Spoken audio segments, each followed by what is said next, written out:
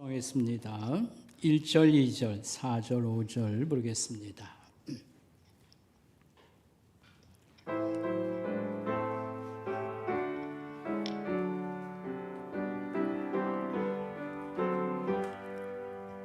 그절을 생각만 해도 이렇게 좋거든. 주 얼굴 배울 때에야 얼마나 좋으랴. 만민의 그저 예수의 귀하신 이름은 천지에 있는 이름 중 비할 데 없도다. 예수의 넓은 사랑을 어찌나 말하랴. 주 사랑받은 사랑만 그 사랑 알도다. 사랑의 그저 예수여 내 기쁨 되시고 이제로부터 영원히 영광이 되소서. 3절이요.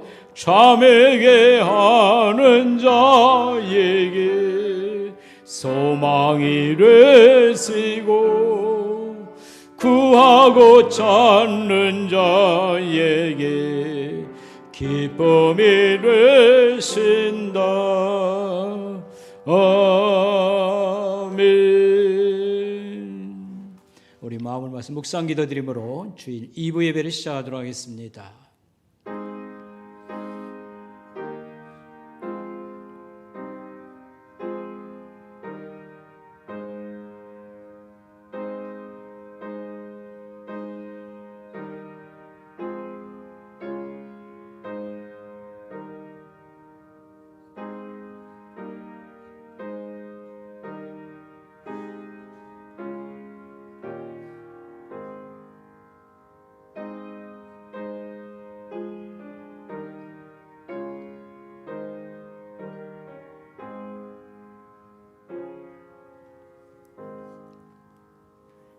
할렐루야. 새 노래로 여호와께 노래하며 성도의 모임 가운데에서 찬양할지어다. 이스라엘은 자기를 지으신 이로 말미암아 즐거워하며 시온의 주민은 그의 왕으로 말미암아 즐거워할지어다. 춤추며 그의 이름을 찬양하며 소고와 수금으로 그를 찬양할지어다.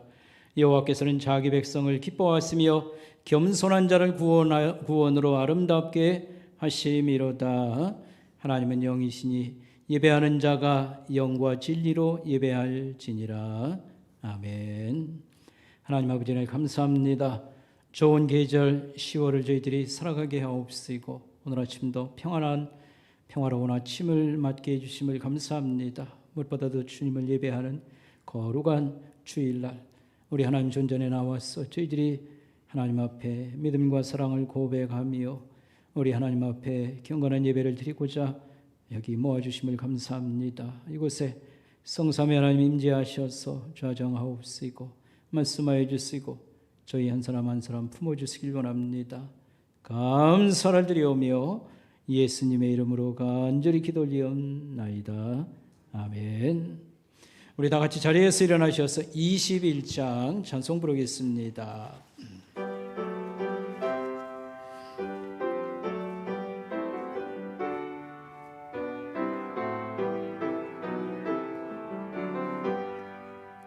다 찬양하여라 전능왕 창조의 주께 내 혼아주 찬양 평강과 구원의 주님. 성도들아 주 앞에 이제 나와 즐겁게 찬양하여라. 다 찬양하여라 놀라운 만유의 주께 포근한 날개 밑 늘 품어주시는 주님. 성도들아 주님의 뜻 안에서 내 소원 다 이루리라. 다 찬양하여라. 온 몸과 마음을 바쳐 이 세상 만물이 주 앞에 다 나와 찬양. 성도들아 기쁘게 소리 높여 영원히 찬양하여라. 아멘. 우리 서신 채로 머리 숙여서 참회하는 마음으로 하나님께 기도드리겠습니다.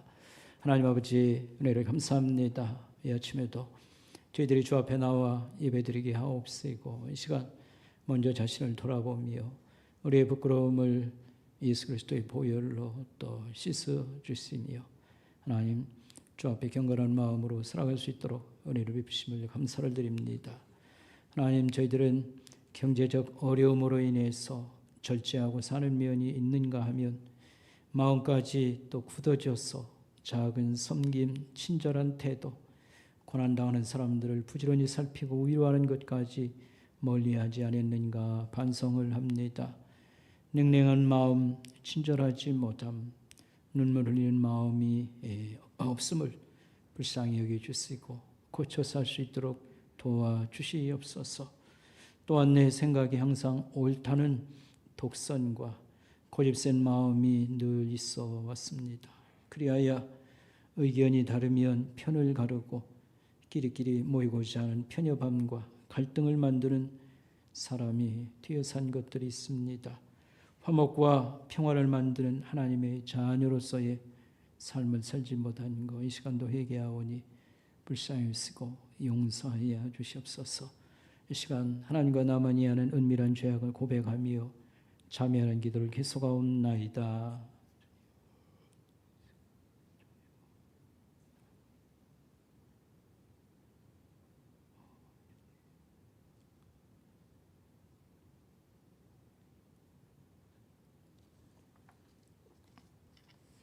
내가 그들의 악행을 사하고 다시는 그 죄를 기억하지 아니하리라. 여호와의 말씀이니라. 아멘.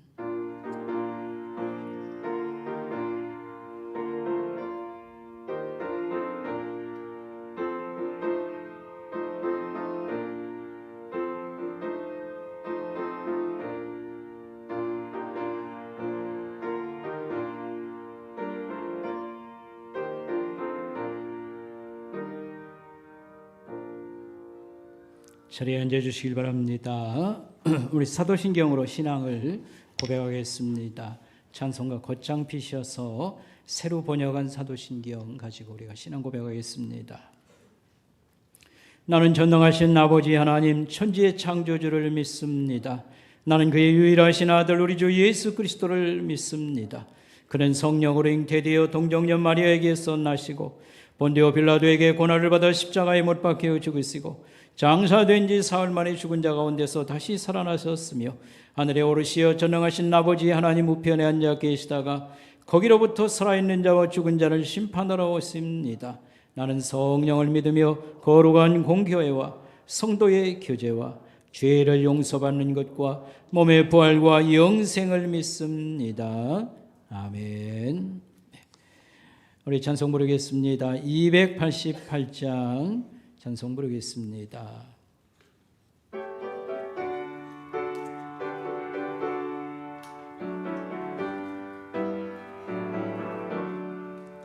예수를 나의 구주 삼고 성령과 피로써 거듭나니 이 세상에서 내 영혼이 하늘의 영광 누리도다.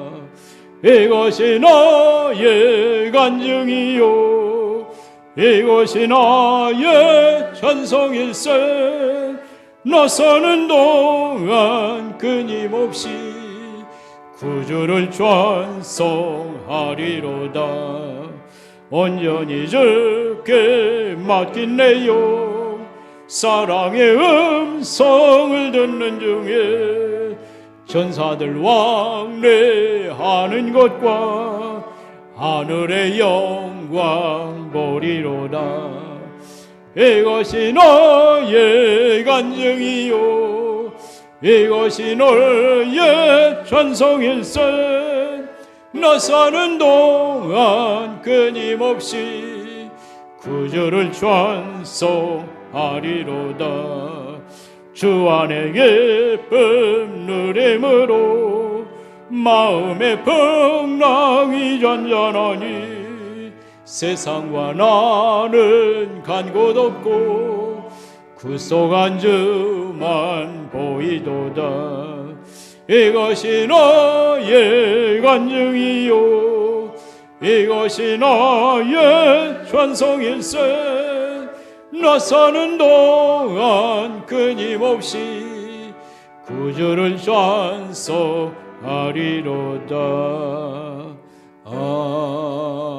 아멘. 413장 부르겠습니다.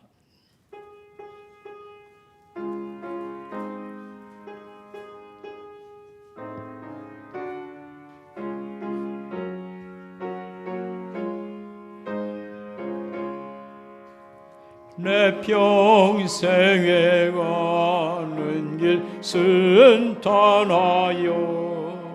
늘 잔잔한 강 같은지 큰 풍파로 무섭고 어렵든지 나의 영혼은 늘 편하다. 내 영혼 평안을 내 영혼 평안을. 조마 위는 우리를 삼키려고 입 벌리고 달려와도 주 예수는 우리의 대장되니 끝내 싸워서 이기리라. 내 영혼 평안을 내 영혼 평안을. 저고 은죄 주 홍빛 같더라도 주 예수께 나르며 그 십자가 피로써 나 씻어서 있는 못나눠져 하리라. 내 영혼 평안을 내 영혼 평안을. 저 공중에 구름이 일어나며 큰 나팔이 울릴 때에 주 오셔서 세상을 심판해도 나의 영혼은 없으리. 내 영혼 평안을 내 영혼 평안을. 우리 하나님께 기도드리겠습니다. 양재희 권사님 기도 인도하시겠습니다.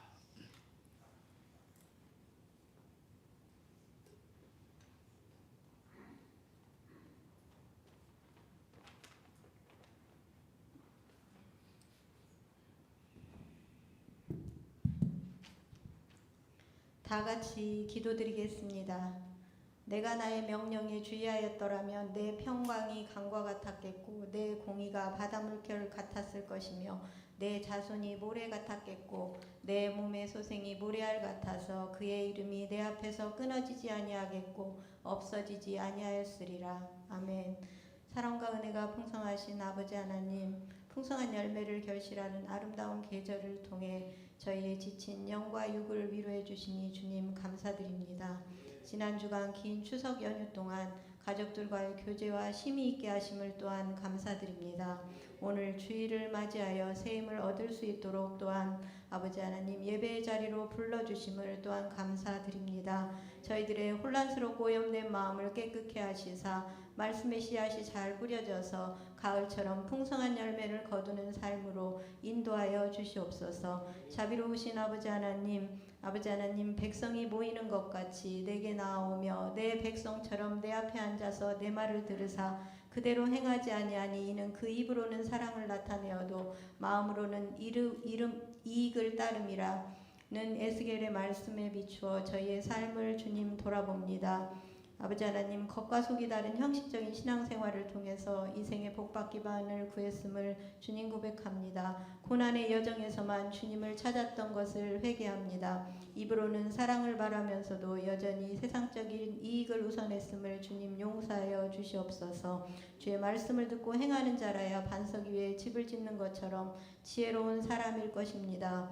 또한 생명의 길로 나아갈 수 있음을 알면서도 늘 말씀 보기를 소홀히 했습니다. 말씀을 본다고 해도 늘 보고 듣는 것에 그치고 실천으로 나아가지 못했습니다. 들은 말씀을 삶에 적용하고 순종할 때만 완성형이 될 줄로 믿습니다. 주의 말씀을 듣고도 행하지 않으므로 모래 위에 집을 짓는 어리석은 자였음을 고백하오니 주님 용서하여 주시옵소서. 하나님의 말씀을 일상에서 적용하는 것이 좁은 길이고 십자가를 져야 하는 길이지만 순종함으로 하나님의 뜻이 삶에서 이루어지게 하시고 주님이 기뻐하실 수 있는 지혜로운 자들이 될 수 있도록 주님 간섭하여 주시옵소서. 사랑의 아버지 하나님께서 이스라엘 백성들에게 애굽과 홍해와 광야에서 많은 이정을 행하시고 그들의 죄를 사해 주시며 큰 권능을 나타내셨습니다. 그럼에도 그들은 하나님의 권능을 의지하기보다는 눈앞의 현실과 부정적인 말에 마음이 흔들려 하나님을 멸시하였습니다. 우리 역시 구원의 은혜를 잊고 내 욕심이 이루어질 이정만을 바라면서 하나님을 멸시할 때가 많습니다. 아버지 하나님, 저희들을 용서하여 주옵소서. 기도조차도 욕심대로 이루어달라는 통보식의 기도가 주님 대부분이었습니다. 날마다 말씀을 통해 주님의 음성을 듣고 자신의 때를 잘 지키며 자신의 역할에 순종하는 저희들이 될 수 있도록 주님 인도하여 주시옵소서. 또한 평범한 일상이 늘 은혜이고 감사임을 늘 깨닫게 주님 도와주시옵소서. 오늘 우리에게 생명이 있는 것 자체가 선물임을 깨닫고 세월을 아끼는 지혜로운 자가 될 수 있도록 주님 인도하여 주옵소서. 날이 갈수록 바라볼 것이 주님밖에 없음을 아는 것이 최고의 축복임을 깨닫는 지혜를 허락하여 주시옵소서. 사랑의 아버지 하나님, 질병으로 고통 중에 있는 성도님들을 기억하여 주옵소서. 친히 찾아가 주셔서 위로하여 주시고 이유 있는 시간임을 깨닫게 하셔서 평안을 주시옵소서. 또한 승리하게 도와주시옵소서.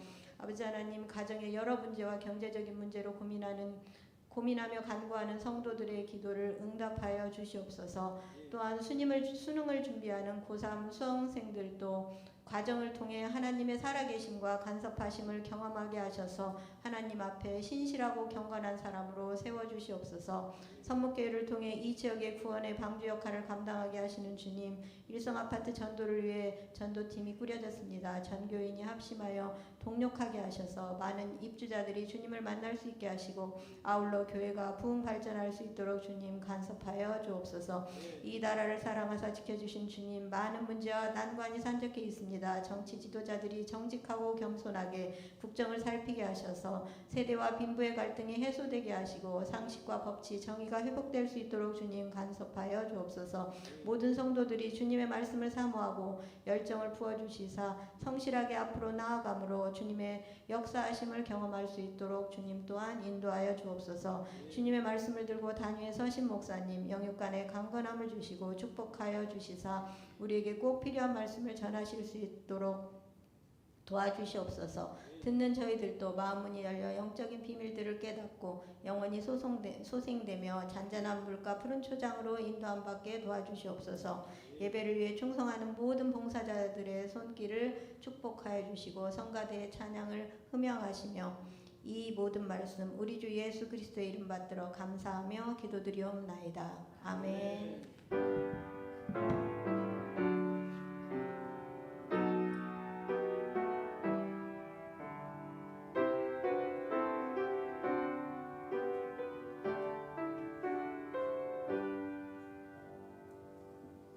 이 아침에 주신 하나님 말씀 구약성경 사무엘상 25장 말씀입니다.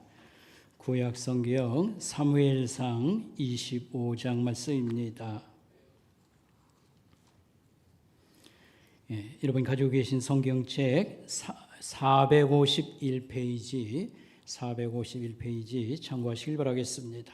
사무엘상 25장 2절부터의 말씀입니다.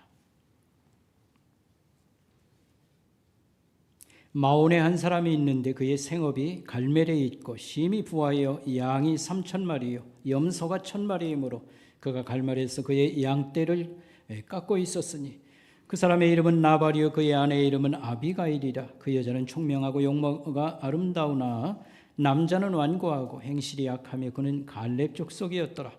다윗이 나발이 자기 양털을 깎는다 함을 광야에서 들은지라. 다윗이 그의 이에 소년 10명을 보내며 그 소년들에게 이르되 너희는 갈멜로 올라가 나발에게 이르러 내 이름으로 그에게 문안하고 그 부하게 사는 자에게 이르기를 너는 평강하라. 내 집도 평강하라. 내 소유의 모든 것도 평강하라. 내게 양털 깎는 자들이 있다 함을 이제 내가 들었노라. 내 목자들이 우리와 함께 있었으나 우리가 그들을 해하지 아니하였고 그들이 갈멜에 있는 동안 그들의 것을 하나도 잃지 아니하였나니 내 소년들에게 물으면 그들이 내게 말하리라. 그런즉 내 소년들이 내게 은혜를 얻게 하라. 우리가 좋은 날에 왔은즉 내 손에 있는 대로 내 종들과 내 아들 다윗에게 주기를 원하노라 하더라 하라. 다윗의 소년들이 가서 다윗의 이름으로 이 모든 말을 나발에게 말하기를 마치매 나발이 다윗의 사원들에게 대답하여 이르되 다윗은 누구며 이새의 아들은 누구냐? 요즘에 각기 주인에게서 억지로 떠나는 종이 많도다. 내가 어찌 내 떡과 물과 내 양털 깎는 자를 위하여 잡은 고기를 가져다가 어디서 왔는지도 알지 못하는 자들에게 주겠느냐 한지라. 이에 다윗의 소년들이 돌아서 자기 길로 행하여 돌아와 이 모든 말을 그에게 전하며 다윗이 자기 사람들에게 이르되 너희는 각기 칼을 차라 하니 자기 칼을 차매 다윗도 자기 칼을 차고 400명 가량을 데리고 올라가고 200명은 소유물 곁에 있게 하니라. 아멘. 성가대가 찬양으로 하나님께 영광을 올리겠습니다. 다윗은 이스라엘 나라 전국을 여러 지역을 전전하다가 국경을 넘어갑니다. 블레셋 지역으로 가기도 하고 지금 현재 있는 곳은 유다의 남쪽 끝인 마온 광야에 있습니다.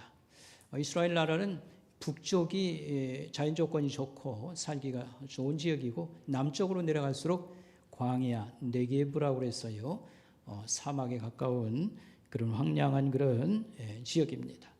근데 이 마온 광야는 위치가 남쪽 끝인데 남동쪽 방향에 있고요.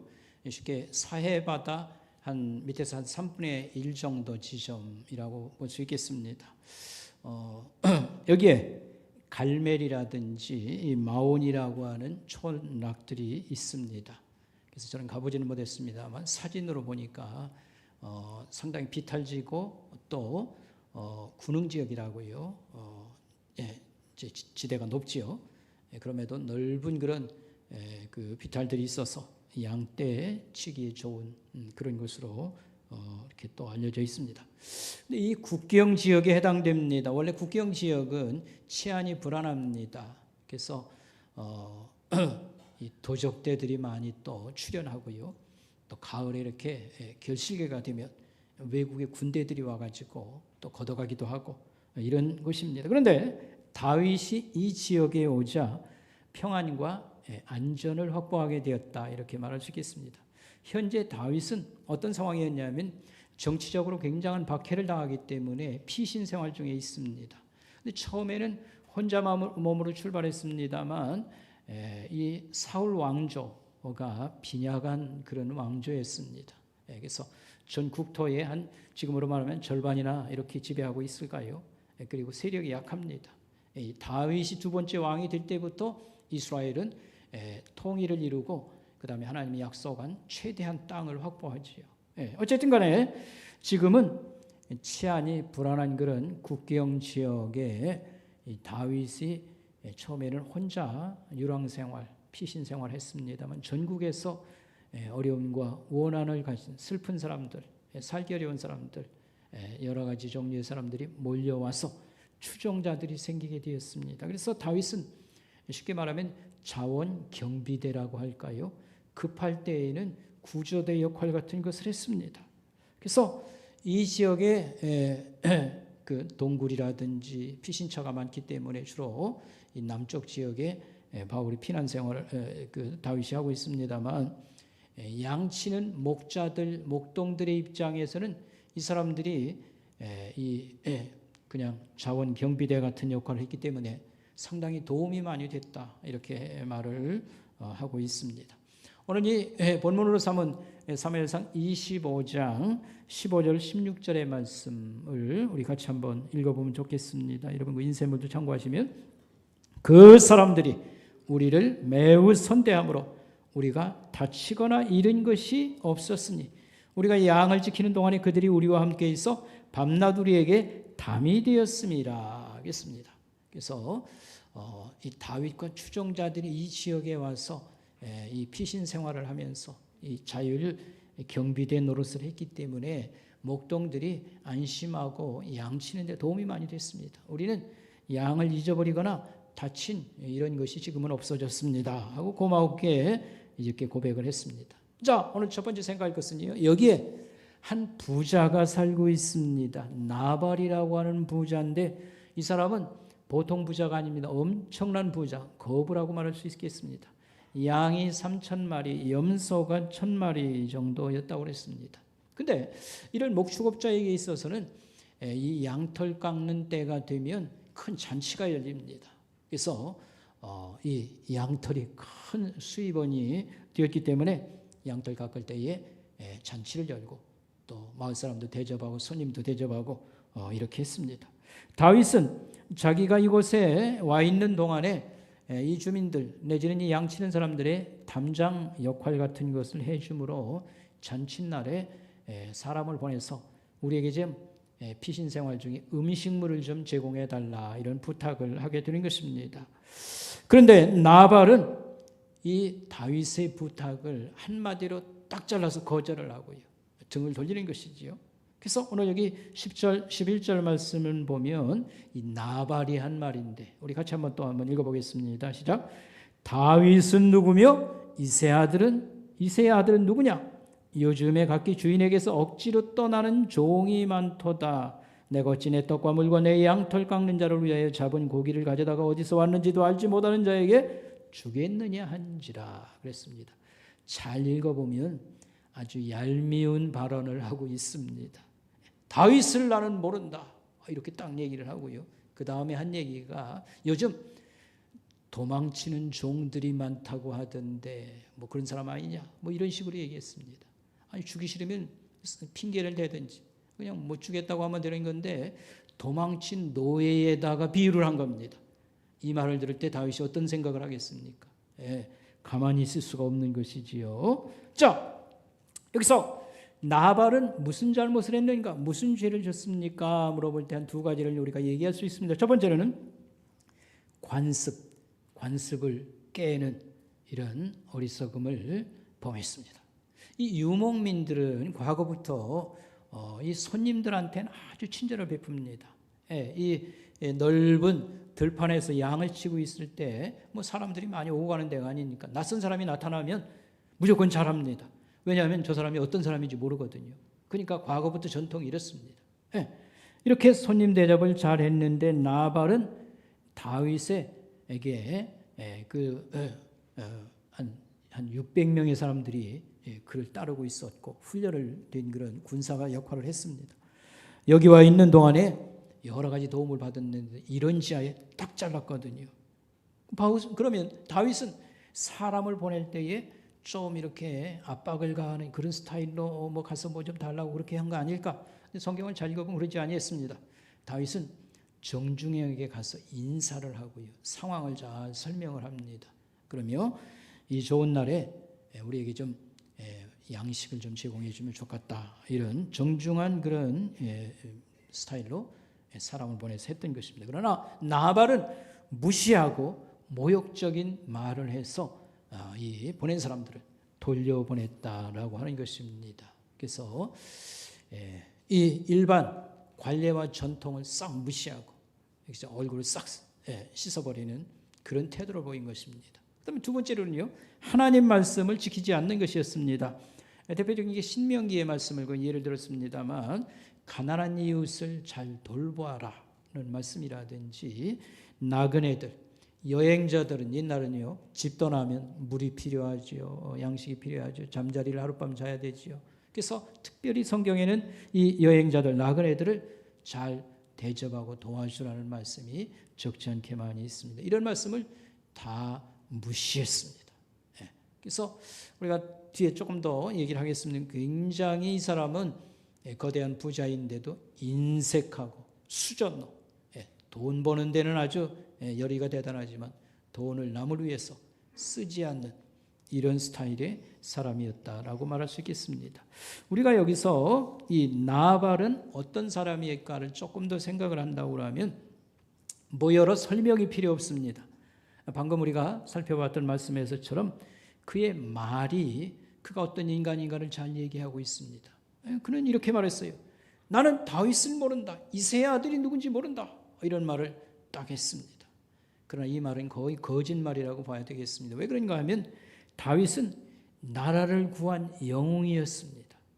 여러분 잘 아는 것 마냥 무슨 정식 군인도 아닌데도 불구하고 이 골리앗이라고 하는 적 장수를요, 이 때려잡은 영웅으로 전 국민이 다 알고 있습니다.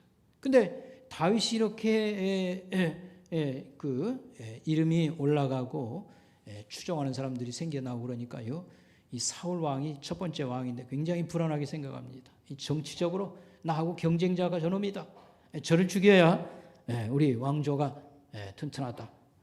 이제 다윗에게 빼앗길 수 있는 나라, 이런 걸 상상해가면서 엄청나게 박해를 가해서 이 다윗은 근 10년간을 피난 생활을 하는데 정말 눈물 날 정도로 이 피난 생활이 힘들었습니다. 그런데 이 다윗에게 소문을 듣고 사람들이 모여들기 시작했습니다. 그래서 오늘 25장을 읽었습니다만 22장에 보면 아둘람이라고 하는 동굴이 있었는데 사람들이 여러 곳에서 몰려왔는데 주로 고난당하는 사람, 환난당한 사람, 빚을 지어서 노예로 팔려갈 수밖에 없는 이런 사람들, 원통하고 억울해서 나는 살 수 없습니다. 이런 사람들이 와서 새로운 지도자가 되기를 기대하고 이 사람들이 결국은 나중에 다윗이 두 번째 왕이 되었을 때 측근들이 되고 용감한 병사들로 훈련하는 이런 기간이 역시 됩니다. 그래서 그 당시에는 오늘 여기 성경에 나올 때는 600명의 사람들이 이 다윗을 따르고 있었고요. 그 다음에 야둘람 공동체에서 벌써 한 400명 사람들이 군사 훈련을 받아가면서 이렇게 어려운 백성들을 음으로 양으로 돕고 그렇게 하고 있습니다. 그러니까 나는 다윗을 모릅니다라는 말은 외국에서 방금 들어온 사람들을 빼놓고서는요, 이것은 거짓말입니다. 그 다음에 그냥 안 줄라면 핑계를 대든지 그럴듯하게 어떻게 하면 딱 좋은데 요즘 주인에게서 도망치는 종들이 많다고 하던데, 그러니까 도망친 노예로 비유를 한 거예요. 다윗이 이 말을 듣고 가만히 있겠습니까? 흥분해서 가만히 있을 수가 없죠. 그러니까 이렇게 말이 속된 말로 싸가지가 없는 이런 발언을 해서 사람의 속을 뒤집어 놓는 그런 지혜 없는 사람. 그 다음에 여러분 그 밑에서 일하는, 나발 밑에서 일하는 그 종들이 이렇게 말을 했습니다. 17절에 보면 우리 주인은 불량한 사람입니다. 우리 주인은 못된 사람입니다.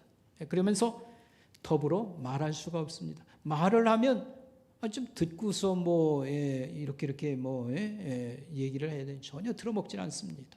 해가지고 무슨 일이 있으면 그 부인에게 찾아가서 여차저차히 하소연하고 했던 것을 볼 수 있습니다. 그리고 이 얘기가 끝나는 이 저 36절쯤 저 끝나는 데 가 보면 이 나발이 이렇게 도움을 받은 다윗을 모른다고 잡아뛰면서 아무 도움도 그야말로 떡 한 덩어리 고기 미키로도 주기를 아까워하면서 자신을 위해서는 임금님 잔치상 같은 그런 식탁을 차려놓고 마음껏 먹으면서 술에 취해 있는 것을 그 부인이 와서 보는 겁니다. 아무 말도 하지 않고 그는 이제 떠나가는 것을 볼 수 있습니다. 예수님께서는 신약 성경에서 어리석은 부자 비유의 말씀을 들려주신 것이 있습니다.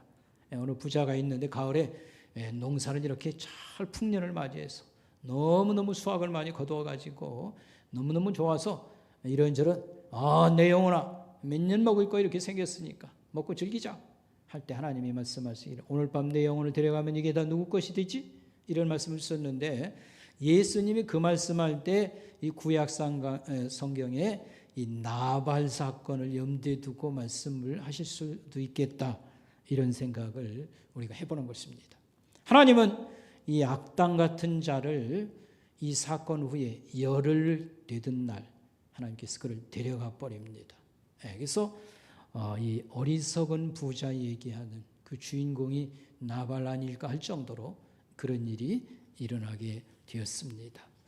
자, 우리가 두 번째 좀 생각해 볼 것은요. 분노하는 다윗. 그 감정이 그냥 머리 끝까지 이렇게 흥분한 다윗을 한번 생각해 볼 필요가 있습니다. 다윗이 방금 보낸 그 병사들이 돌아왔을 때에 이 보고를 받고 그냥 참을 수가 없는 것이죠. 도망친 노예로 비유를 했다 이 말입니다. 그래서 400명 되는 추종자 자기 부하들에게 칼을 차라 하고 자기도 칼을 차고 그 다음에 그들은 이 나발과 나발에게 속한 남자들을 죽이겠다고 출동을 했습니다. 그때에 다윗이 이렇게 말을 했습니다. 내가 이놈을 그 속한 자들을 처벌하지 않으면 하나님이 나에게 벌을 주십시오. 이렇게 말을 하고 떠났으니까 정말 이 큰 사건이 벌어지겠다 이런 생각을 하게 되는 것입니다. 우리가 다윗에 대해서 설교를 많이 듣고 성경을 읽어서 잘 압니다. 다윗은 영과 같은 그런 행동도 했고 또 신앙이 젊어서부터 참 좋은 사람 그래가지고 다윗 얘기를 적지 않게 많이 들었습니다. 그런데 다윗이 이 정치적인 박해를 받으면서 피난 생활을 할 때에 이런 이 궁지에 몰렸을 때 사람의 본성이 나오는 거 아닙니까? 다윗의 인간성이 참 신앙 있고 괜찮다는 것을 우리가 인정할 수 있는 게 왜 그런가 하면 사울 왕이 원수는 에나다리에서 만난다고요. 사울 왕이 다윗의 손에 죽을 뻔한 상황이 몇 번 있어요. 근데 그때에 다윗은 죽이지 않습니다.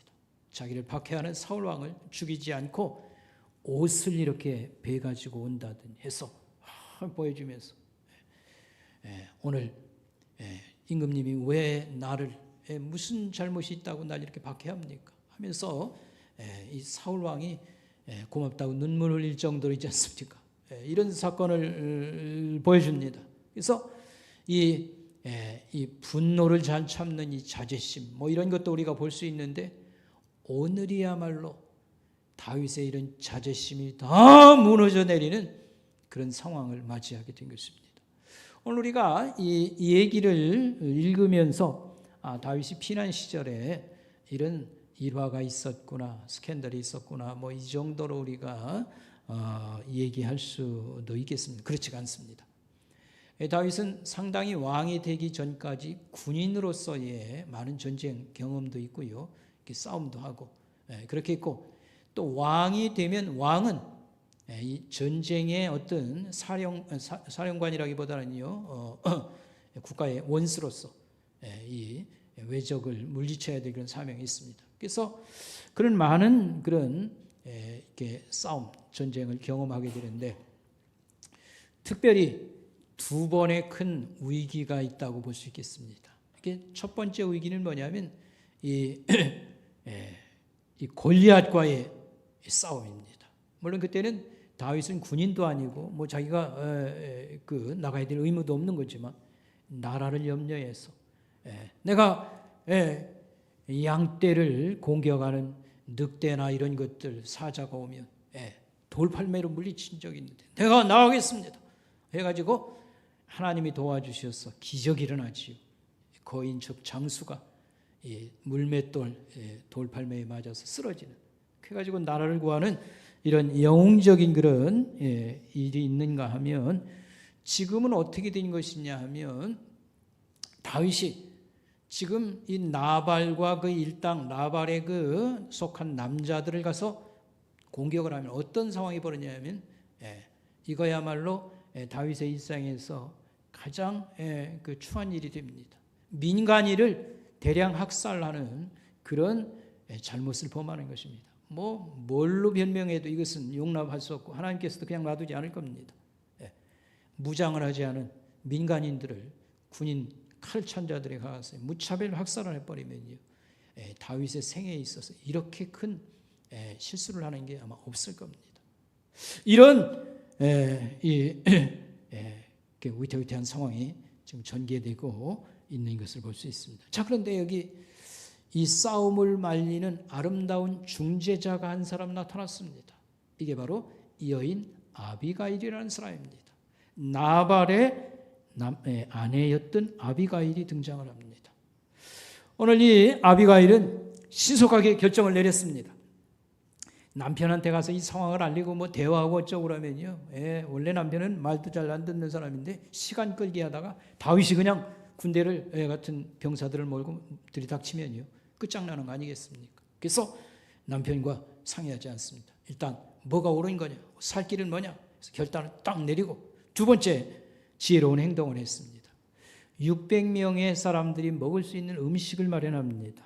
그래서 떡을 준비하고 그 다음에 고기를 삶은 고기와 그 다음에 포도주와 과일을 많이 준비해서 나귀에 싣고 앞서서 보내고 자기가 그 뒤를 쫓아가는 것입니다. 그러면서 참 서로 이렇게 길이 어긋나는 수도 있잖아요. 근데 이들이 딱 마주칩니다. 할 때에 이 아비가일이 거기 등장을 해서 지혜로운 말로 다윗을 설득하게 됩니다. 오늘 성경 말씀을 잘 한번 읽어보고 쉬운 성경 같은 것을 좀 참고하면, 야, 이 아비가일이 말을 참 지혜롭게 잘하는구나, 달변가 뭐 이렇게 생각할 수 있습니다. 그는 이렇게 말했습니다. 모든 잘못은 자신에게 있다고 생각을 합니다. 제 말에 귀를 한번 빌려주세요 하고, 우리 남편 나발이 부당하게 한 거 저 잘 알고 있습니다. 다윗 당신이 이렇게 분노하고 모욕감을 느낀 거, 화가 많이 난 것을 나는 공감하고 있습니다. 다 이해하겠습니다. 이렇게 말을 했습니다. 이제 하나님께서 나를 당신에게 보낸 것은 보복살인을 하지 않도록 막으시는 하나님의 뜻이 있습니다. 이런 말을 했습니다. 다윗은 이미 원수 갚는 걸 내 손으로 하지 아니하고 하나님께서 원수들을 갚아주신다고 하는 것을 믿었고, 그랬기 때문에 사울 왕을 제거할 수 있는 때에도 제거하지 않았던 것이죠. 그런데 이 신앙, 이 확신을 이 아비가일이 다시 한번 일깨워준 그런 발언을 한 것입니다. 그 다음에 가져온 양식을 가지고 병사들에게 배불리 먹게 하십시오. 그리고 그 다음은 제가 간단히 이렇게 했습니다만 그 다음이 참 아름다워요. 당신은 하나님의 싸움을 싸우고 있으며 어떤 악도 당신을 해치지 못할 것입니다. 하나님은 당신을 반드시 이스라엘의 통치자로 세워주실 것이며, 그때가 되면 내가 보복살인이라고 하는 이 동족을 이렇게 괴롭히는 이런 일을 하지 않았다고 하는 그런 부담감, 덜었다고 하는 걸 반드시 고백하게 될 것입니다. 이렇게 발언을 하는 것입니다. 여러분, 여기서 이 아비가일의 이 지혜로운 설득은 잘 생각해 보면 이게 참 대단한 일이라고 생각이 됩니다. 여러분, 우리가 뭐 사람을 상대로 해서 대화도 해보고요, 또 뭐 이렇게 흥분된 이런 싸움 같은 그런 상황에서 우리가 지혜로운 사람이 나타나서 말을 잘 한다는 게 얼마나 도움이 되는가 이런 걸 알고 있는데, 자 보십시오. 400명의 칼찬 남자들이 쫙 앞에 버티고 있습니다. 그 중에 지휘관이라고 할 수 있는 이 다윗은요, 도망친 노예에다가 비유를 해가지고 있지 않습니까? 머리 끝까지 화가 지금 나가지고요, 하나님한테 맹세한 거예요. 내가 가서 이 못된 놈들을 벌하지 아니하면 하나님이 나를 벌해 주십시오. 이렇게 하고 지금 와 있는 상황 아닙니까? 거기에 한 여인이 나타나서 뭔가 얘기를 하는데, 그냥 무시하고 군인들이 앞으로 갈 것인지 아니면 멈출 건지 긴장되는 순간 아니겠습니까? 근데 그들 앞에서 차분하게 아주 짤막하면서도 감동적인 그런 설득력 있는 호소를 했다. 여러분, 예를 들면 명연서들이 있습니다. 링컨의 게티스버그 연설이라든지 이런 걸 보면 짧으면서도 아주 인상 깊은 임팩트한 그런 연설문을 이렇게 만들어내지요. 마찬가지입니다. 이 흥분한 사람들 앞에 이들을 스톱시킬 것이냐, 아니면 그냥 밀고 가서 칼을 휘두를 거냐, 이런 긴장 상황에서요, 잘 읽어보면 명연설, 문장이라고 말할 수 있겠습니다. 여기서 가장 중요한 것은 이 흥분한 다윗이 감동을 먹었다고 하는 사실입니다. 그래서 32절 33절에 보면 다윗이 이렇게 말을 합니다. 내 지혜를 칭찬한다. 내게 복이 있도다. 내가 피 흘리고 복수할 것을 네가 막았도다. 평생에 민간인을 집단 학살했다고 하는 하나님도 용서하지 못할 이런 악을 행할 뻔했는데 네가 이렇게 많이 도와줬다니 너무너무 고맙다. 눈물 난다. 그렇게는 안 했지만 아마 그 정도까지 다윗은 고맙다고 얘기를 이제 하게 된 것입니다. 여기서 우리가 적용해서 생각해 볼 것은 이런 것들입니다. 우리가 지혜로운 자가 되어서 이런 막 낭떠러지로 굴러가는 어떤 물건 같은 이런 상황에서도 참 이런 위기를 막아내고 구할 수 있는 사람이 되는 거를 우리가 생각해 보면 좋겠습니다. 특별히 우리 가정을 불행에서 구하는 그런 역할을 우리가 해야 될 것입니다. 우리가 우리 가정을 위기에서 불행에서 구하는 역할을 하는 것. 물론 여러 가지 위기가 있습니다. 질병, 사고 또는 갖가지 난관들이 있습니다. 가장 중요한 것은 뭐냐면 우리가 하나님을 잘 공경하는 것입니다. 하나님을 경외하는 것이 무엇의 근본이다? 지혜의 출발이고 근원인 것입니다. 왜 그렇게 말할 수 있냐면요, 하나님이 이렇게 말했어요. 자기 만족에 빠진 사람, 성공했다, 너무 많은 재산을, 이런 행운, 펄펄 뛰는 날에 야, 오늘 밤 내가 너 부르면 어떻게 되는지 알지? 는 말씀을 기억할 필요가 있습니다. 하나님이 두렵도다. 나발이 이 거대한 부자고요, 매년 양털 깎으면 재산이 막 늘어납니다. 남한테 안 주니까. 그렇지만 하나님께서 이 사건 후에 열흘 딱 지나는 날 이 나발을 데려가셨습니다. 그래서 살고 죽는 거에다 우리가 기준을 맞출 때 우리가 하나님이 우리에게 생명이요 소망이요 복이 떴다. 하나님을 잘 공경하는 것. 이게 우리 가정 사는 길. 여러분 이런 신앙을 확고히 늘 가지셔서 우리가 불행을 우리가 막아야 되겠다. 이런 믿음을 여러분이 보일 수 있길 바라고요. 날마다 솔로몬보다 더 지혜로운 분이 있다고 성경은 말했습니다. 누굴까요? 예수 그리스도. 예수님을 늘 배우면서 우리 삶에 이 말씀을 가지고 살아야 되겠습니다. 그리고 특별히 말만 지혜롭게 해도 모두가 다 행복해진다는 말씀을 기억하시길 바라겠습니다. 뭐만 잘해도요? 말만 잘해도 많은 갈등과 문제들이 사실은 해결되는 것인데 말을 사소한 것 가지고 언쟁이 붙어가지고요, 부부가 웬수되고요, 1, 2년 이렇게 마음을 열지 아니하고 말의 어떤 상처들을 우리가 기억할 필요가 있겠습니다. 오늘 우리가 크게 두 번째로 좀 적용하고 싶은 것이 있는데 이 가족 관계 속에서의 이 관계가 틀어지는 것, 부모와 자녀, 부부시간에 이런 이 관계가 망가지는 걸 어떻게 하면 우리가 회복할 수 있을까? 이런 걸 적용하고 싶습니다.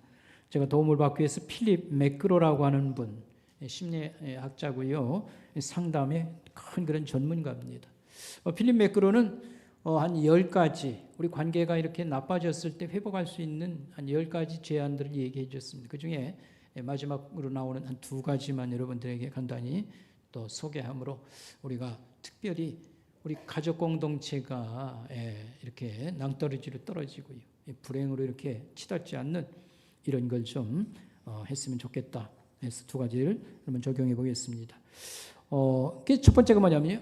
옳은 거, 내가 옳으냐 네가 옳으냐, 내 주장이 맞다, 옳다 그르다고 하는 것보다는 효과적인 방법을 찾아서 이 관계가 망가지지 않도록 우리가 해야 됩니다. 요점은 그것입니다.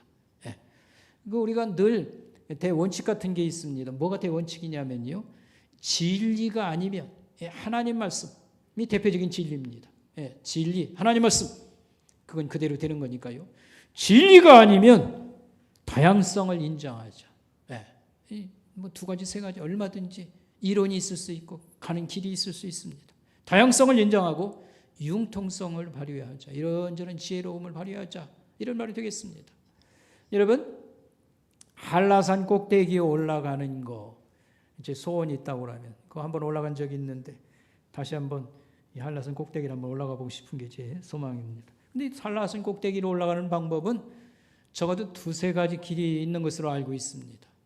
좀 올라가기가 어려운 사람은 시간이 오래 걸리더라도 평평하게 올라가는 길이 있고요. 하나는 뭐 젊은 신혼부부처럼 있지 않습니까? 아직도 건강하고 왕성한 사람은요, 좀 고바위가 많이 졌지만요, 단거리로 올라갈 수 있는 방법이 있습니다. 그 밖에도 2-3가지 길이 있어요. 꼭 뭐 이 길로만 가야 된다고 우길 필요는 없는 것이지 않습니까? 뿐만 아닙니다. 설악산 대청방으로 올라가는 것은 내설악 방면으로 가든지 외설악 방면으로 가든지 2-3가지 길이 얼마든지 있을 수 있습니다. 꼭 하나만 가지고 다투고 싸울 필요는 없겠다. 이런 말이 되겠습니다. 다양성을 우리가 인정하고 융통성을 배려하다. 특별히 우리 이제 사회적으로 문제가 되는 것이 이 양극화 서로 이렇게 그 극단적인 주장을 하고요. 그런 국민들이 이렇게 나눠지는 것. 물론 이것은 한국만의 문제가 아닙니다. 이 SNS라고 하는 것이 발전되면서 다른 나라도 마찬가지예요. 극단적인 보수, 극단적인 진보. 이게 이제 SNS라고 하는 우리 휴대폰 문화 때문에 이게 빚어진 그런 것입니다만 너무 안타까워요. 자기들 뭐 좋아하는 사람끼리만 서로 내통하고요. 그 주장만 계속 밀고 나가고 상대방은 전혀 이렇게 하는 것인데 생명을 걸 만한 것은 하나님 진리입니다. 그건 그대로 되는 거니까. 그렇지만 그 밖의 것은 산꼭대기에 올라가려면 길은 2가지도 있고 3가지도 있는 거예요. 다른 사람 얘기도 좀 들어보고 우리 상황에 지금 멤버가 젊은 사람으로 구성되어 있냐 아니면 또 나이 든 사람이 있다고 하면요. 시간이 걸리더라도 좀 찬찬한 길에 올라가려고 가면 되는 거고 그러지 않겠습니까? 융통성을 발휘하죠. 주로 이제 가정에서 우리가 이 부부지간이나 또 대표적인 것, 자녀들과의 관계에 있어서 이게 옳은 것이다. 이게 뭐 이런 주장을 하면서 이제 갈등이 빚어지는데 우리의 언어, 말, 또 아이들 양육하는 방법, 돈 씀씀이 문제, 골치 아픈 친척 문제인데 이거 이제 부모님까지 거기다 포함해서 이런 것들은 사실 뭐 하나만 뭐 방법 있는 게 길이 있는 건 아닙니다. 다 잘해보자고 하지만 자기 주장을 너무 이게 옳다고 주장하니까 서로 이렇게 타협이 안 되면 갈등이 심화가 되고 좋은 관계가 다 망가진다. 옳다고 하는 것을 우리가 주장하며 사는 것이 잘못되다는 것은 아닙니다. 너무 그걸 옳음을 주장하다가 싸움이 일어나고 이 관계는 좋은 관계가 망가진 그것 좀 망가지지 않도록 우리가 좀 지혜로운 방법론을 찾아봅시다. 이런 말이 되겠습니다. 예를 한번 이렇게 들어보도록 하겠습니다. 가명이라고 생각하고요. JB라고 하겠습니다. JB라고 하는 사람은 이 공군 기지에서 최고 오래 근무하는 하사관이었습니다. 이 군인이요. 직업이 군인인데 좀 이렇게 융통성이 좀 없다고 할까 그렇습니다. 그래서 자녀를 키우면서 어떤 자식을 원하느냐 하면 모범생 자녀를 원합니다. 머리도 단장하게 깎고 옷도 학생다웁게 입고 올바른 그런 행동을 하는 그런 자식을 원했습니다. 그런데 그 아들 다렌이라고 하는 아들은 지금은 16살 되었는데 아버지하고 성격이 정반대입니다. 예술가 형이라고 할까요? 머리 좀 기르고 바지도 헐렁한 거 입고 다니고 있지 않습니까? 그 다음에 천천히 느긋하게 행동하고 아버지는 그걸 못마땅하게 생각합니다. 근데 아버지 이론은 이것입니다. 내가 내 아이의 아버지인데 내 지붕 밑에서 내 밥 먹고 내 돈 네가 사용하고 사는 한에 있어서는 이 아버지 말을 절대적으로 따라야 된다. 이렇게 하라면 네가 반드시 해야 된다. 근데 아버지의 말은 옳은 주장입니다. 자식들이 미성년자일 때는 부모의 보호를 받고 또 교육적 이런 도움을 받아서 바른 성장을 하도록 부모 치고 자식 혼내든지 뭐 하든지 잘 되라고 하는 거지 되지 말라고 하는 사람이 어디 있겠습니까? 근데 문제는 아버지의 옳다고 가르치는 것이 자식이 점점 커나면서요 믿기질 않는 거예요. 으르렁대고 아버지와 관계가 점점 틀어지고 하는 것입니다. 근데 이 학교에서 농구 시간에 사고가 났어요. 이 아들이 원래 운동을 좋아하고 농구도 아주 매우 잘하고 그렇게 했는데 공을 몰고 드리블을 하고 중간쯤 가다가 이 아이가 꼬꾸라졌습니다. 그런데 부검 결과는 이렇게 나왔어요. 아이가 바닥에 쓰러지기 전에 아이는 이미 숨을 거뒀다는 겁니다. 그러니까 쓰러져서 머리가 다치거나 해서 죽은 게 아니고 이 아이는 쓰러지기 전에 이미 숨을 거뒀다는 겁니다. 왜냐하면 태어날 때부터 미확정 선천성 심장병을 가지고 있었는데 그걸 잘 몰랐던 거예요. 그래서 그래도 다행히 잘 크긴 했는데 심장병이 이게 부정기적으로 나타난다든 이런 병이 있는데 그걸 모르고 아이는 심장마비로 결국은 농구하다가 쓰러지면서 죽은 게 아니라 벌써 쓰러지기 전에 이제 숨을 끊어졌다 이런 얘기가 되는 것입니다. 아들의 장례식을 치르는 날입니다. 근데 서양의 장례식은 미국 같은 경우에는 평상시에 가장 잘 입은 옷과 또 화장을 잘 해서 관에다 이렇게 모셔서 이렇게 화장을 한다든지 장례를 치르게 되는 건데 아버지는 이 아들을 어떤 마지막 옷을 입히고 어떻게 해서 묻어주었을까 하는 겁니다. 그래서 아버지가 원하는 대로 모범생 머리를 깎여서 양복을 잘 입혀가지고 편안히 묻어줬을까요? 아니면 평상시처럼 머리는 좀 길고 헐렁한 바지 입혀가지고 그렇게 화장해서 그 다음에 장례를 치렀을까요? 여러분 전자 같아요? 후자 같아요? 어떤 거였습니까? 후자였습니다. 지가 좋아하는 대로 그냥 머리도 좀 기르고요. 헐렁한 바지를 입고 느긋하게 생활하듯 그걸로 장례를 치러주면서 아버지가 이런 느낌을 갖게 되었습니다. 결국은 자식을 바로 키우자고 해서 좀 나는 모범생으로 만들고자 막 이렇게 했지만 그것보다는 좀 융통성이 있게 바로 키우자고 해도 시간을 좀 오래 잡고 좀 설득도 해보고 대화도 많이 하고 이렇게 했더라면 아쉬움이 정말 없는데 이런 마음을 가지게 되었습니다. 여러분 돈 씀씀이 문제 여러분 이런 얘기 들어봤어요? 치료받는 법에는 금융치료라고 하는 게 있다 이런 얘기 들어봤어요? 금융치료는 또 생전 처음 들어봤지요. 금융치료가 뭔가 했더니 너무 스트레스가 쌓일 때는요 돈을 조금 들고 나가서 맛있는 걸 사 먹는다든지 값싼 옷이라도 하나 이렇게 해야 스트레스가 풀어진다는 겁니다. 나는 금융치료라는 걸 잘 모르는데 우리 집사람은 그런 얘기를 했어요. 금융치료라는 게 있다. 그게 사람마다 스트레스 푸는 방법이 다릅니다. 저 같은 경우는 휴가 간다고 해도 있지 않습니까? 평생 그래서 가방에 책 잔뜩 넣어가지고 돌아다니고 멍하니 이래도 한두 시간이지 남는 시간 뭐 하겠습니까? 책 읽고 이런 거지. 그러니까 매우 싫어해요. 집에서도 그러고 나가서도 그런다고 그냥. 그러나 각 사람이 스트레스 풀고 사는 방법이 각각 다른 것이지. 그런 차이가 있고 골치 아픈 문제도 사실은 부모를 좀 잘 어떻게 하자고 그런 생각을 갖지만 너무 힘들으니까 별별 이제 불만들이 터지는 거지요. 그래서 옳고 그름을 너무 따지지 말고 옳고 그른 것을 우리가 외면하고 살자는 뜻이 아닙니다. 너무 그것 때문에 싸움이 일어나니까 좀 좋은 감정 깨지지 않는 그런 길을 좀 먹혀 들어갈 수 있는 방법을 한번 먼저 이렇게 찾아보자, 이런 말이 되겠습니다. 그러면 아니 인간이 용납할 수 없는 미친 짓을 하는데도 아무 소리 하지 말란 말입니까? 자기 신념과 믿음이 있어서 우린 그런 걸 표현하고 발언하는 그런 것도 하지 말란 말입니다. 그 얘기가 아니고 옳고 그름을 너무 따지다가 아무것도 안 되니까 좀 맥혀 들어갈 수 있는 방법이 몇 가지라도 좀 이렇게 해서 관계를 망가뜨리지 말자, 그래서 함께 행복하자, 이런 말씀이 되겠습니다. 그 다음에 또 한 가지는 행동으로 감동을 시키라, 이것인데 이 전문가들이 통계를 내보니까요, 이혼한 부부들 수천 명을 통계를 내보는데 공통현상이 있어요. 이혼한 지 6개월에서 1년 반 되면 사람이 완전히 달라진다는 겁니다. 외모도 달라지고 말투도 달라지고요. 그 다음에 생활하는 여러 가지가 에너지가 차고 그렇다는 겁니다.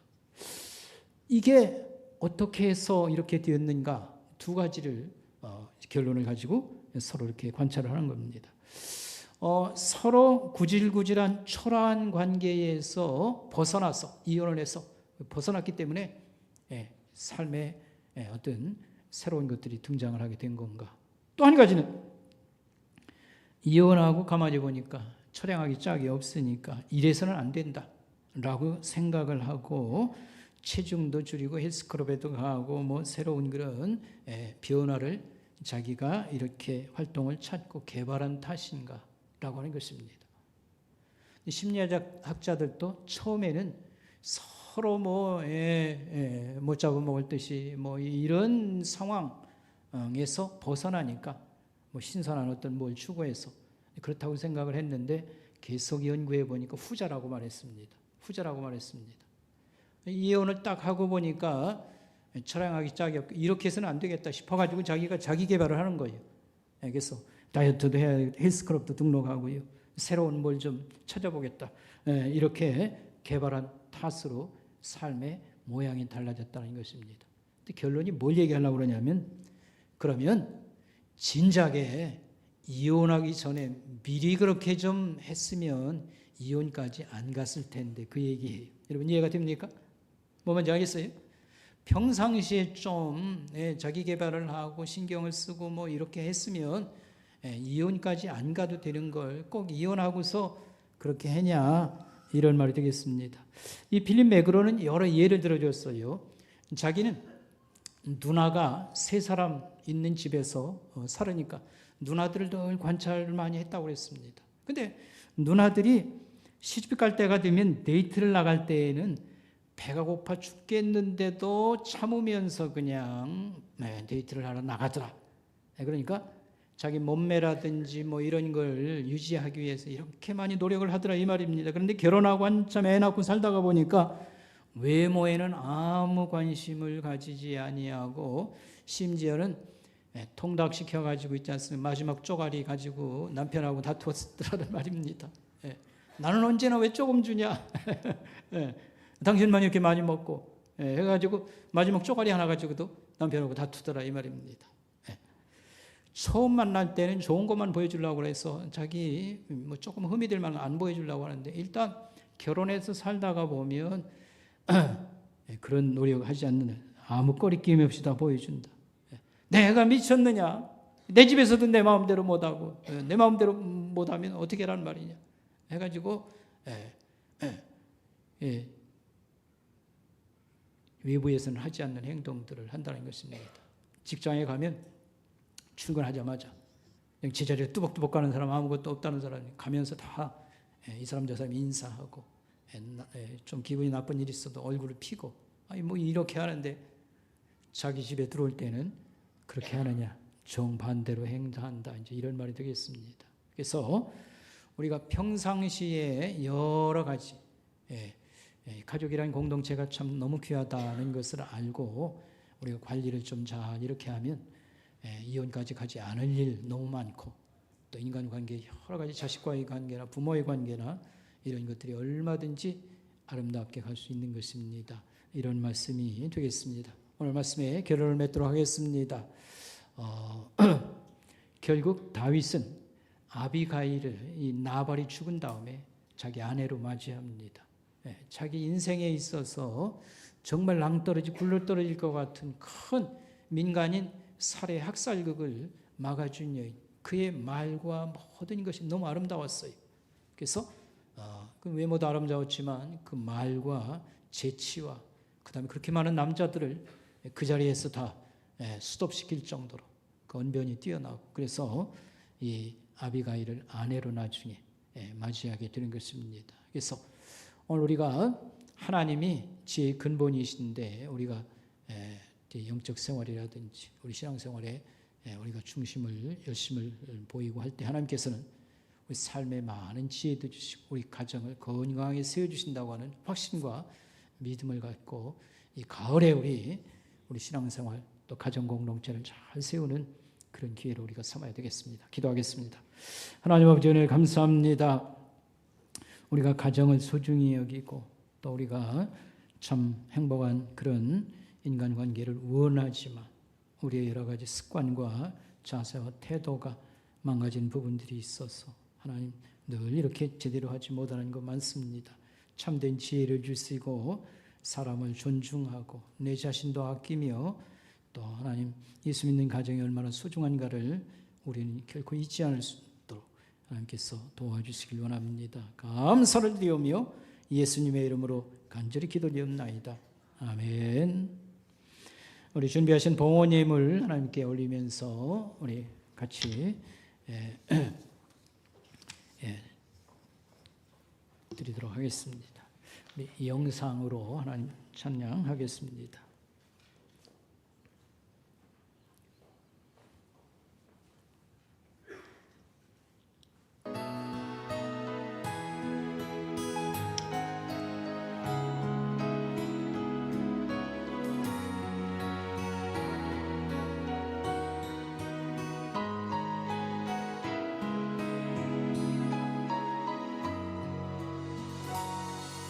내 힘으로 안 되는 일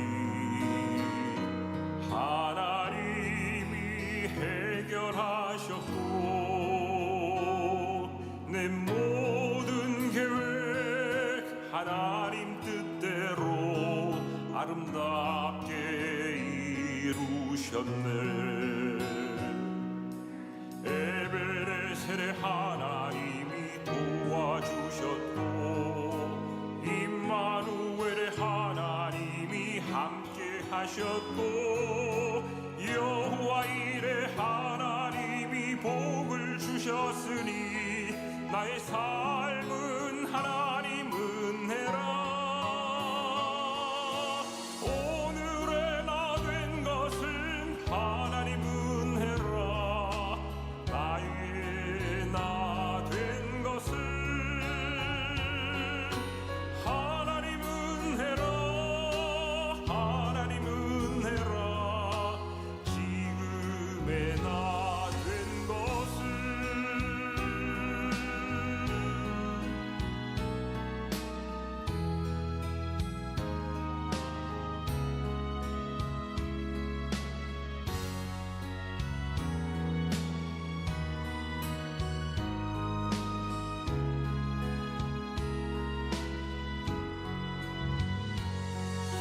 미련하고 부족한 나를 하나님이 불러주셨고, 내 생각과 내 마음을 받고 하나님이 사용하셨네. 여호와 라파 하나님이 치료하셨고, 엘로힘의 하나님이 능력을 주셨고, 여호와 샬롬 하나님이 평강을 주셨으니 나의 삶은 하나님 은혜라. 오늘의 나 된 것은 하나님 은혜라. 나의 나 된 것은 하나님 은혜라. 하나님 은혜라. 지금의 나 된 것은 오늘의 나 된 것은 하나님 은혜라. 나의 나 된 것은 하나님 은혜라. 하나님 은혜라. 지금의 나 된 것은 하나님 은혜라. 하나님 은혜라. 지금의 나 된 것은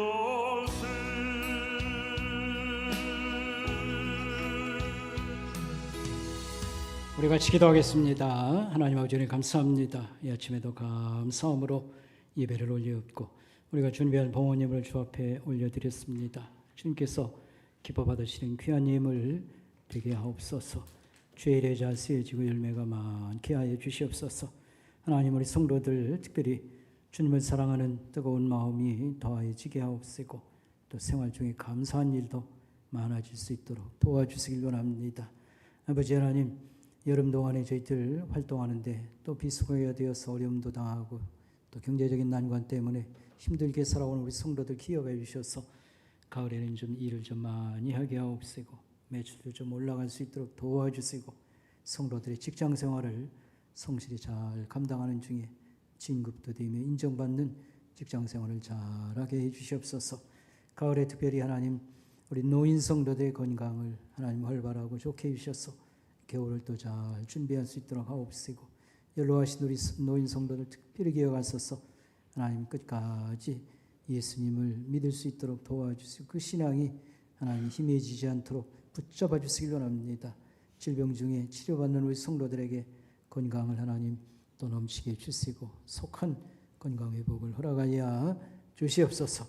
아버지 하나님 수험생들과 또 특별히 이렇게 또 하나님 시험을 대비해서 하나님 애쓰는 우리 성도들이 있사오니 이들의 참 꿈을 실현할 수 있도록 많이 도와주시고 실수 없이 시험도 잘 치를 수 있도록 보살펴 주시기 원합니다. 하나님 이사 문제며 집을 좀 마련했으면 좋아하는 그런 성도들도 있사옵고 이런저런 모양으로 인간관계의 어려움 때문에 마음고생하는 성도들이 있습니다. 우리가 정말로 이렇게 풀고 회복하기 어렵사오니 주님 많이 도와주셔서 이런 문제들이 잘 해결되며 하나님께 감사하는 일이 많게 하여 주시옵소서. 감사를 드리오며 예수님의 이름으로 간절히 기도드리옵나이다. 아멘. 우리 함께 예배드린 성도들과 여러분 인사 나눌 수 있길 바라겠습니다. 옆에 앞대분들과 인사하시기 바랍니다. 안녕하세요. 예, 안녕하세요. 여러분 교회 소식 말씀드리겠습니다. 주보되면 참고하시길 바라겠습니다. 우리 이제 10월달 우리가 마지막 주, 그 다음에 그 앞주 이렇게 해서 새신자 초청주일, 홈카밍데이 이런 행사들을 준비하고 있습니다. 우리 성도들이 많이 또 협력을 해주시고 준비를 해주시기 바라겠습니다. 11월 달에 다니엘 기도회 우리에게는 큰 심령 수련회가 되겠습니다. 많이 기도하고 우리가 그냥 방심하고 있으면요, 뭐 또 우환이 생겨가지고 또 뭐 사고가 나서 정신없이 이렇게 돌아다닐 수가 있습니다. 기도해 주셔서 하나님 이번에 잘 좋은 기회로 삼아주세요. 기도해 주시기 바라겠습니다. 우리 2층 소그룹실 세 곳에 신발 벗고 들어가는 공간이 있는데 이곳에도 의자와 책상을 집어 넣었습니다. 그리고 접견실 사용하는 것도 의자, 책상을 배치해서 이렇게 소그룹 활동에 도움이 되도록 그렇게 하고 있습니다. 또 우리 승합차 15인승이 이게 좀 새로 이렇게 이제 바꿔야 될 그런 상황에서 우리가 한번 헌금을 하도록 하겠습니다. 그래서 여러분 그 안내 편지를 잘 참고하셔서 읽어보시고 뒷장에 서야가는 난이 있는데 여러분 그냥 우리 성도들이 조금씩만 동참하면 뭐 어려움 없이 잘 끝나리라고 생각하고 협조해 주시기 바라고요. 새로 오신 그런 분들 또 새신자 된 분들은 참여 안 하셔도 됩니다. 그러니까 그런 부담이 없으시길 바라겠습니다. 우리 마지막 찬송 518장 부르겠습니다.